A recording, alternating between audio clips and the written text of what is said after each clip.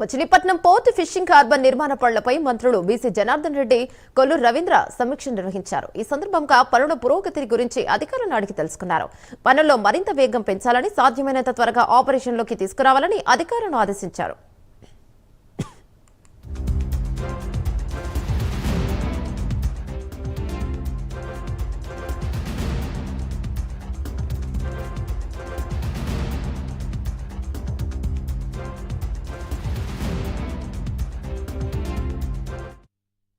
వారి మీద నిర్లక్ష్యం చేయడం వలన ప్రభుత్వం వచ్చిన తర్వాత కొన్ని ఇబ్బందులు వారికి వచ్చాయి.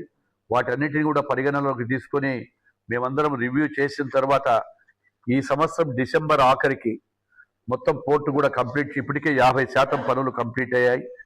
ఇప్పటికే గత సంవత్సరం డిసెంబర్ 25 వరకు 1760 కోట్ల రూపాయలు ఖర్చు పెట్టడం జరిగింది. ఇంకా 1760 కోట్ల రూపాయలకు పైన 1700 పైన కోట్ల రూపాయలు ఇంకా పని చేయవలసింది ఉంది. 42% ఇంకా పెండింగ్లో ఉంది. వాటిని కూడా ఇందాకే రివ్యూ చేసినప్పుడు ఏ నెలలో మీరు ఎంత పని చేయగలుగుతారు, ఎంత పర్సెంటేజ్ చేయగలుగుతారు అని చెప్పి వారి దగ్గర కూడా అఫిడవిట్ తీసుకొని మా యొక్క సిఈ గారికి కూడా చెప్పడం, ప్రతి నెల రివ్యూ చేస్తాము, మిమ్మల్ని ఖచ్చితంగా అనుకున్న సమయానికి అయిపోవాలనేటువంటి ఉద్దేశంతో వాటిని కూడా కంప్లీట్గా తీసుకొని వాటి మీద కూడా